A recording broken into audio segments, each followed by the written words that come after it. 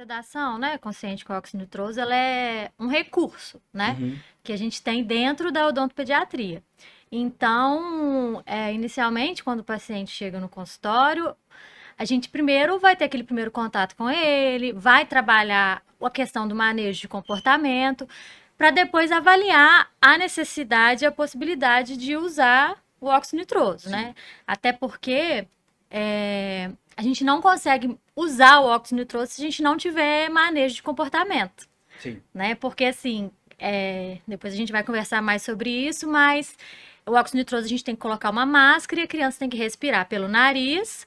Então, se a gente não trabalhar esse comportamento Aham, antes, muitas vezes eles não querem colocar a máscara, né? Não querem sim. aceitar. Aí, se estiver chorando, eles não conseguem respirar pelo nariz. E aí não faz efeito, né, Cris? Na verdade, assim, o óxido nitroso, ele é uma ferramenta que a gente tem dentro da odontologia, né? Não só para odontopediatria, mas na odontologia de modo geral.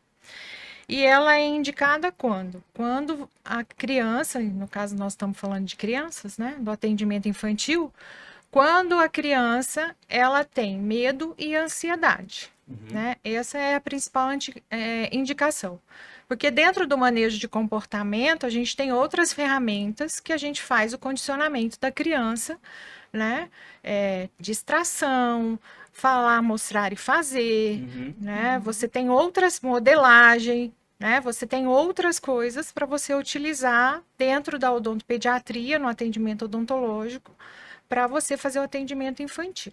Caso essas ferramentas que a gente tem inicialmente não, a gente vê que não corresponde, né? A gente não consegue dar andamento no atendimento, aí sim a gente tem a opção de usar o manejo com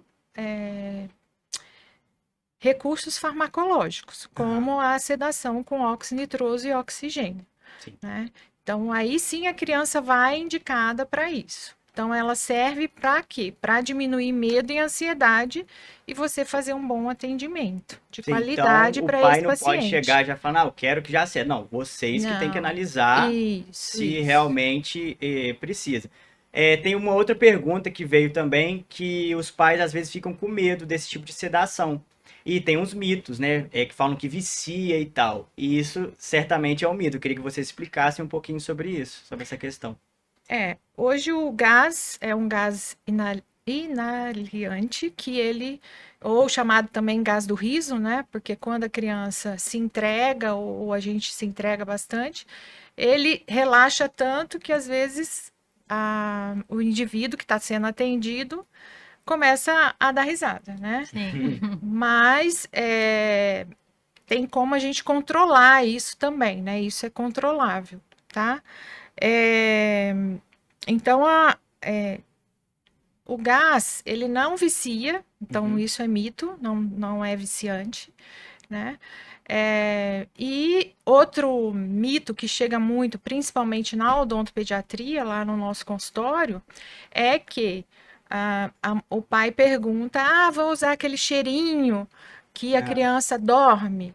Não, a criança não dorme, tá? Isso a gente quer deixar muito bem claro isso, Isso tá? aparece muito, É que isso. dorme. Então, Até muitos profissionais mesmo acham isso. que o óxido Então vai a fazer dormir. criança não dorme. Por isso que se chama sedação Consciente. consciente, Aham. né? Porque a criança vai ficar o tempo todo acordada Ela responde e aos estímulos, responde né? todos aos estímulos, né? Que você pedir para ela levanta a perna esquerda, ela vai levantar, levanta a perna direita, ela vai levantar. Talvez não consiga porque ela fica tão relaxada que começa a pesar Uhum.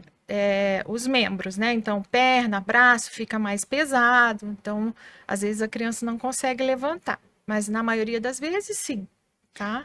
O que às vezes acontece, que a gente fala que o gás em si não vai fazer ela dormir, né? Mas como elas às vezes ficam bem relaxadas, a gente já teve caso que a criança dormiu, porque às Porque vezes ficou tô relaxado. relaxada e porque a gente às vezes tem casos dentro da odontopediatria que até sem Sem a o óxido, sedação, aham. eles dormem quando a gente coloca, né? Faz o isolamento lá absoluto, que para os pais entenderem aquele lençolzinho azul que a gente coloca, eles costumam relaxar e dormem. Então, Aham. assim, já tá com óxido nitroso, aí teve todo o manejo, eles relaxam ali naquele momento, pode acontecer que durma pelo relaxamento mesmo ali do momento de, né? Mas eu acredito, né, e a literatura também fala isso, esse dormir na cadeira vem da confiança que a Sim, criança tem no profissional. E não né? propriamente da sedação em si, né?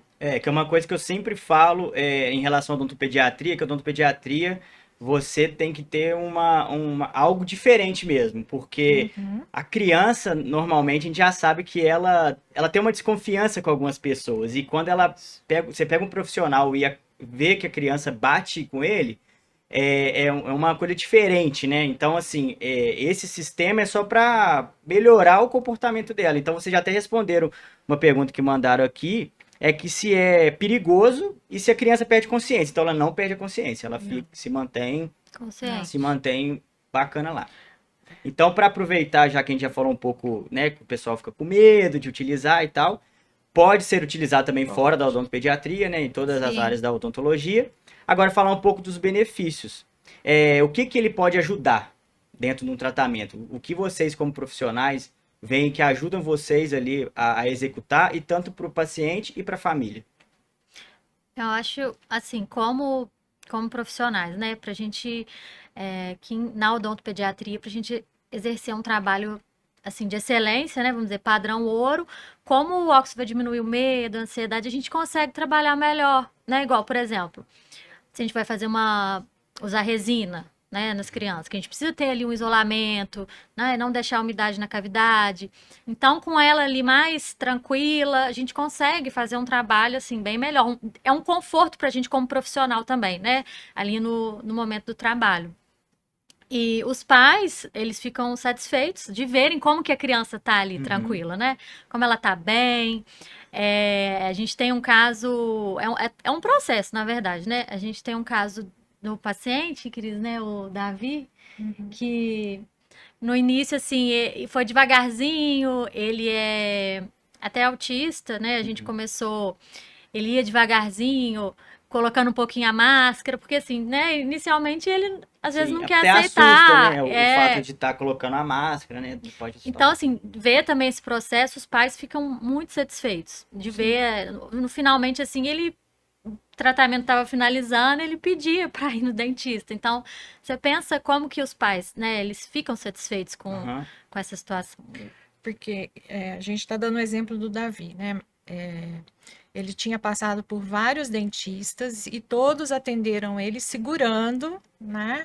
Então, os pais segurando, fazendo a contenção física, né? Que a gente fala, e foi feito o atendimento. Então, assim, quando você faz assim, você não consegue oferecer um atendimento de excelência, né? De qualidade. Nem o seu serviço vai ficar legal, né? E aí, o que foi feito com o Davi? Então, ele chegava, né? Ele chegou até o consultório e a gente começou um trabalho dele de condicionamento, né? Para diminuir esse medo e essa ansiedade dele. Então, a gente começou a atender ele na recepção, olhando, contando os dentes. Depois ele passou para dentro do consultório, né, no escritório onde eu conversava com os pais, né? Depois ele foi para o consultório em si, só que mesmo assim ele não Era em pé, né? nas 3 primeiras que estavam no consultório, a gente atendeu ele sentado no nosso mocho. Ele sentado no mocho e a gente em pé, né? Então, foi feita escovação, depois foi feito a limpeza, né, com a escova de Robson, tá? Então, assim, para ele pegar confiança. Depois, ele sentou na cadeira odontológica, mas mesmo assim a gente não conseguiu deitar a cadeira. Então, foi todo um trabalho de condicionamento para poder deitar a cadeira e ele começar a se sentir seguro. Né? Então ele foi ganhando a confiança de vocês para depois e aí a gente pede isso tudo explicado para os pais. Então os pais também têm que ter paciência. Para quê? Porque a criança tem o tempo dela. Verdade. E a gente não pode ultrapassar esse tempo. E eu acho que isso é o mais importante. É o respeito, né? O respeito com a criança. Né? Então, a gente respeitando a criança, o tempo dela, ela já vai ganhando confiança no profissional. Com certeza. Né? Então, assim, não é agradável para o profissional ficar atendendo uma criança feita com tensão física.